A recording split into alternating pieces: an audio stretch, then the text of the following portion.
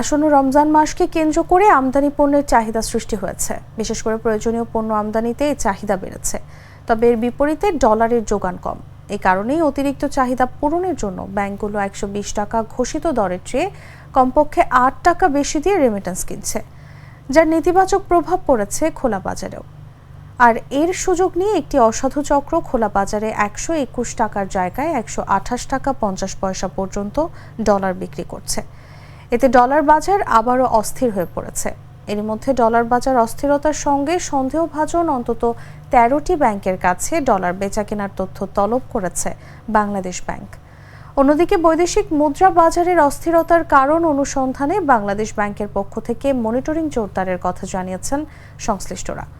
Bank খাত সংশ্লিষ্টরা জানান, দেশের ব্যাংকগুলোকে চলতি মাসের মধ্যে পুরনো আমদানির দায় পরিশোধের নির্দেশ দিয়েছে বাংলাদেশ ব্যাংক। আর এই কারণেই ব্যাংকগুলো বেশি দামে ডলার কিনছে। ব্যাংকগুলোর প্রতিযোগিতায় বেশি প্রবাসী আয় আসছে দেশে।